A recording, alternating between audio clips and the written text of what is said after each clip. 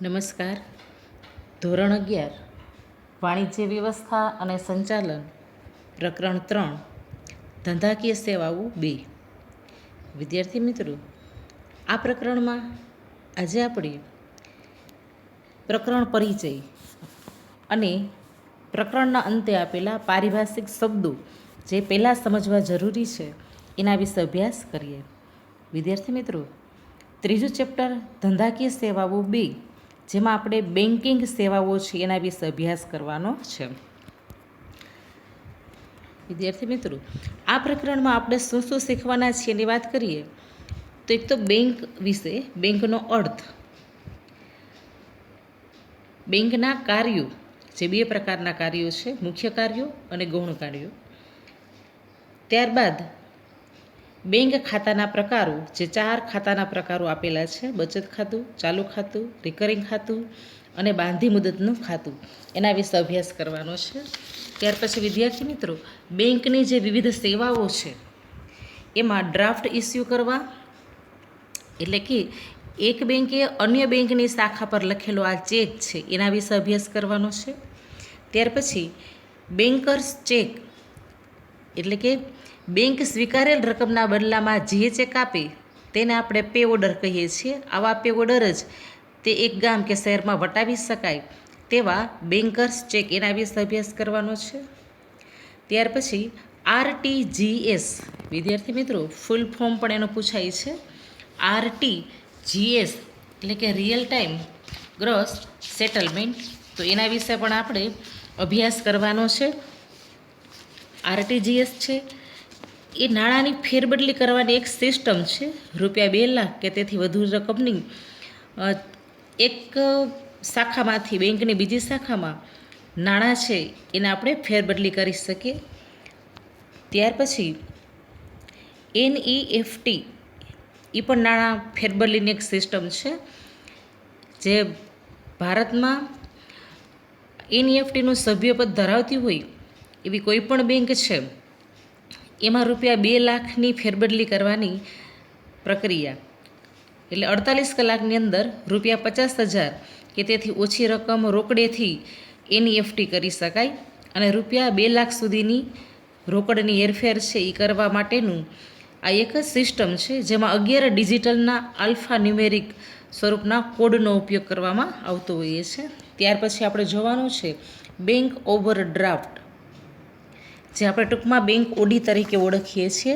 એટલે કે જે ચાલુ ખાતેદાર હોય તેના ખાતામાં જેટલી રકમ હોય એના કરતાં વધુ રકમ ઉપાડવાની બેંક જે સવલત કે સગવડ આપે છે, તો એના માટે ઓવરડ્રાફ્ટ કે ટૂંકમાં એને બેંક ઓડી કહેશું આપણે.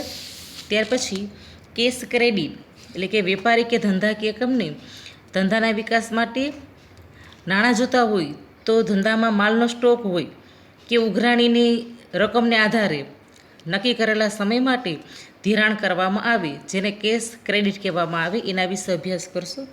ત્યાર પછી લોન છે બેંકની સેવામાં, તો લોન લાંબા ગાળા માટે નક્કી કરેલી રકમનું ધિરાણ બેંક કરતી હોઈએ છે.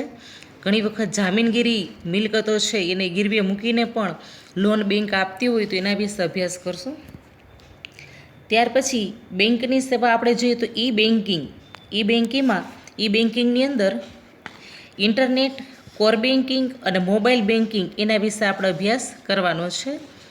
વિદ્યાર્થી મિત્રો, ઈ બેન્કિંગ એટલે ઇલેક્ટ્રોનિક બેન્કિંગ, એટલે બેંકના વ્યવહારો ઇલેક્ટ્રોનિક સ્વરૂપમાં થતા હોય એ ઈ બેન્કિંગ કહેવામાં આવે છે. આના 3 તબક્કા છે, એના વિશે આપણે અહીંયા અભ્યાસ કરવાનો છે. ઘણી વખત 3 માર્કના પ્રશ્નમાં પણ પૂછાય. એક તો પરંપરાગત પ્રક્રિયા, જેમાં ખાતાદારના ખાતાની નોંધ માટે લેજર, વાઉચર સાચવવા, નમૂનાની સહી ચેક કરવી વગેરે કાર્યો છે આ યંત્ર દ્વારા થતા હોય. પછી કોમ્પ્યુટર નેટવર્કનું જોડાણ છે, જેમાં બેંકના કાર્યોની પરંપરાગત પ્રક્રિયામાં બેંકની એક બ્રાન્ચમાં રહેલા કોમ્પ્યુટરને નેટવર્કથી જોડવામાં આવેલા હોય, જેથી કરીને બેંકના બધા કાર્યો છે એ સરળ થાય. અને ઇન્ટરનેટનો ઉપયોગ, કે જેમાં બેંકના કોમ્પ્યુટર્સને ઇન્ટરનેટના માધ્યમથી જોડવામાં આવે, જેથી પણ બેંકની પ્રક્રિયા છે એ સરળ અને ઝડપી બની શકે. એના વિશે આપણે અભ્યાસ કરશું. ઇન્ટરનેટ, કોર બેન્કિંગ અને મોબાઈલ બેન્કિંગ એની વાત કરીએ તો એમાં કોર બેન્કિંગ આ બેંકની આ વ્યવસ્થામાં એક જ બેંકની સમગ્ર વિશ્વમાં રહેલી તમામ શાખા જોડાયેલી હોય છે. કોઈપણ શાખાનું ખાતેદાર છે એ તેના ખાતાનો વ્યવહાર આ બેંકની કોઈપણ શાખામાંથી કરી શકે એવા પ્રકારની આ સિસ્ટમ છે. ઈ બેન્કિંગ વિશે વાત કરીએ તો આધુનિક સમયમાં તમામ બેંક અને તેની શાખાઓ ઇન્ટરનેટના માધ્યમથી એક સર્વર સાથે સંકળાયેલી હોય છે. એટલે વ્યક્તિનું ખાતું કોઈ પણ શહેરની શાખામાં હોય, પરંતુ તે અન્ય સ્થળેથી કે અન્ય શાખામાંથી નાણાં ઉપાડી કે ડિપોઝિટ કરી શકે એવી વ્યવસ્થા છે. અને મોબાઈલ બેન્કિંગની વાત કરીએ તો આવી સેવામાં કોઈ પણ બેંકમાં વ્યક્તિગત રીતે અગર તો ઇલેક્ટ્રોનિક સાધનની મદદથી એટલે કે ઇન્ટરનેટનું જોડાણ ધરાવતા મોબાઈલ દ્વારા વિશ્વમાં કોઈ પણ છેડેથી નાણાકીય વ્યવહાર કરી શકાય. બેંકને અરજી કરવાથી આ પ્રકારની સેવા છે મળી શકે છે. તેમાં તમામ પ્રકારની સલામતી જાળવવી જરૂરી બનતી હોય છે. ત્યાર પછી બેન્કિંગ સંબંધિત સેવાઓ જોઈએ. તેમાં એટીએમ, ક્રેડિટ કાર્ડ અને ડેબિટ કાર્ડ એના વિશે અભ્યાસ કરવાનો છે. એટીએમ એટલે એનું ફૂલ ફોર્મ એ પૂછાય વિદ્યાર્થી મિત્રો. ઓટોમેટેડ ટેલર મશીન છે કે આ એવા પ્રકારનું કે બેંકમાં જે ખાતું ધરાવનાર ગ્રાહકો હોય એ પોતાના ખાતામાંથી બેંકે નક્કી કરેલી ન્યૂનતમથી વધારે અને પોતાના ખાતામાં જમા હોય એના કરતાં ઓછી રકમ ઉપાડી શકે છે. આ માટે બેંકના ગ્રાહકને કાર્ડ આપવામાં આવે છે બેંક તરફથી, અને બેંકની શાખામાં તેમજ અન્ય જગ્યાએ મૂકેલ યંત્રો મારફતે એટીએમ મશીનો છે એના મારફતે નાણાં છે એ બેંકનો ખાતેદાર ઉપાડી શકે છે. ત્યાર પછી ક્રેડિટ કાર્ડ. આ બેંકમાં ખાતેદાર છે કે અન્ય કોઈ વ્યક્તિએ બેંકને અરજી કરી અને ક્રેડિટ કાર્ડની માગણી કરી શકે. બેંક વ્યક્તિની શાખાનો પદ્ધતિસર એનો શાખ એટલે કે એની ક્રેડિટ વ્યક્તિની શાખ કેવી છે નાણાકીય રીતે એનો અભ્યાસ કરે અને પછી નક્કી કરેલું કાર્ડ છે એ આપે, અને આ કાર્ડ મારફતે જે ખાતેદાર છે એ વસ્તુની ખરીદી કરી શકે, અને રકમ છે એ ખાતેદાર કાર્ડ ધારક છે તેના નિશ્ચિત સમયમાં એ ખાતેદારે બેંકમાં રકમ ભરપાઈ કરવી પડે. ત્યાર પછી ડેબિટ કાર્ડ. આ વ્યવસ્થામાં કાર્ડનો ત્યાં ઉપયોગ કરી શકાય જે કાર્ડ ધારક ખરીદી કરી શકે. ખરીદીની રકમ કાર્ડ ધારકના ખાતામાંથી છે ત્યારે બેંક તરફથી ઉધારવામાં આવતી હોય છે. તો વિદ્યાર્થી મિત્રો, આ પ્રકરણમાં આપણે આટલો અભ્યાસ કરવાનો છે. આ ઉપરાંત પ્રકરણના અંતે 31મા પેજ ઉપર જે આપણે આપેલા છે પારિભાષિક શબ્દો એની સમજૂતી પહેલાં લેવી જરૂરી છે, કારણ કે તમારા વચ્ચે એવા શબ્દો છે એનો ઉપયોગ થતો હશે. જો આપણે પારિભાષિક શબ્દોની સમજ ન હોય તો આપણે છે એ શબ્દો એના માટે યોગ્ય રીતે સમજી શકીએ નહીં. જે તમારી બુકમાં 31મા પેજ ઉપર પારિભાષિક શબ્દોની સમજૂતી છેલ્લે આપેલી છે, જે આપણે ત્યાં પહોંચી ગયા છીએ. એમાં પેલું છે ભારતીય મધ્યસ્થ બેંક, આપણે જેને આરબીઆઈ કહીએ છીએ. આરબીઆઈનું ફૂલ ફોર્મ એક માર્ક માટે પૂછાય તો આર ફોર રિઝર્વ, બી ફોર બેંક અને આઈ ફોર ઇન્ડિયા એટલે કે રિઝર્વ બેંક ઓફ ઇન્ડિયા. જે તમે નાના સ્ટાન્ડર્ડથી પણ આરબીઆઈનું ફૂલ ફોર્મ ભણતા જ આવ્યા છે, જે આપણે બેંકોની બેંક તરીકે એને ઓળખીએ છીએ. ત્યાર પછી એટીએમ એટલે કે શીઘ્ર એટલે કે તરત જ ચૂકવણીકાર યંત્ર છે. વિદ્યાર્થી મિત્રો, તમે એટીએમ સેન્ટરો જોયા પણ હશે.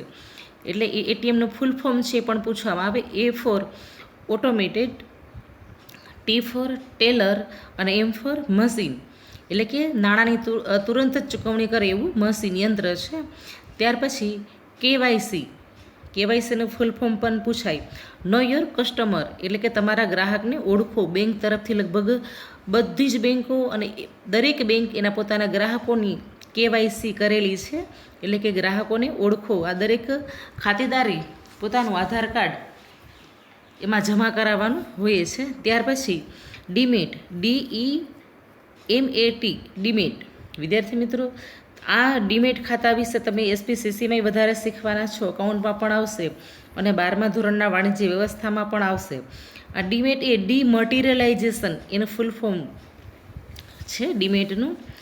એટલે કે આ એક ભૌતિક સ્વરૂપની જામીનગીરીઓને ઇલેક્ટ્રિક સ્વરૂપમાં રૂપાંતર કરી કે જાળવી રાખવાની એક આ સિસ્ટમ છે. ખાસ કરીને શેર છે, ડિબેન્ચર છે, એના માટે આ ડીમેટ ખાતું. દરેક શેર ખરીદનાર વ્યક્તિ અત્યારે ફરજિયાત ડીમેટ ખાતું ખોલાવવું પડે છે, એટલે કે ડીમેટનું ફૂલ ફોર્મ ડીમટીરિયલાઇઝેશન. ત્યાર પછી RTGS, એનું ફૂલ ફોર્મ પૂછાય. R for real time gross settlement એનું ફૂલ ફોર્મ યાદ રાખજો. R for real, T for time, G for gross અને S ફોર સેટલમેન્ટ. આ આરટીજીએસ છે, જે આપણે આગળ જ વાત કરી કે નાણાંની ચૂકવણી ફેરબદલી કરવા માટેની એક આ સિસ્ટમ છે કે રૂપિયા 2 લાખ કે તેથી વધુ રકમ છે એનું ફંડ ટ્રાન્સફર કરવું હોય તો આરટીજીએસમાંથી કરી શકાય. ત્યાર પછી NEFT, એનું ફૂલ ફોર્મ યાદ રાખજો વિદ્યાર્થી મિત્રો. N for national, E for electronics fund અને T for transfer.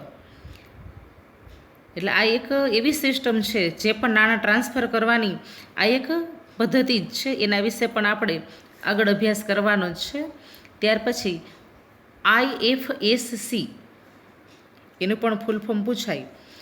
IFSC, I for Indian, F for finance, S for system અને કોડ. વિદ્યાર્થી મિત્રો, આ એક એવો કોડ છે જે તમારી પાસબુકની અંદર પણ હશે. જો તમારા બેંકમાં ખાતું હોય તો તમારા ખાતાની પાસબુકની અંદર પણ IFSC કોડ હશે. આ એક ઓળખ માટેનો 11 ડિજિટલનો આલ્ફા ન્યુમેરિક કોડ છે. ત્યાર પછી IDRBT, વિદ્યાર્થી મિત્રો એ પણ યાદ રાખવા જેવું છે. IDRBT,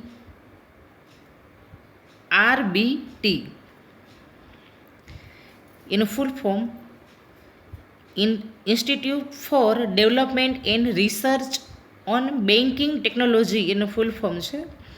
ત્યાર પછી DNS, different net settlement. D for ઇન્ફરનેટ અને S ફોર સેટલમેન્ટ, એનું ફૂલ ફોર્મ છે. ત્યાર પછી CORE, ફૂલ ફોર્મ એનું પણ પૂછાય. સેન્ટ્રલાઇઝેડ ઓનલાઈન રિયલ ટાઈમ એક્સચેન્જ, એટલે કે સેટલમેન્ટ. નાણાંની તુરંત ચૂકવણીની વાત છે. ઘણી વખત કેન્દ્રિત ઓનલાઈન સમયસર એનો વિનિમય, એવો પણ એનો અર્થ આપણે કરી શકીએ. ત્યાર પછી PIN,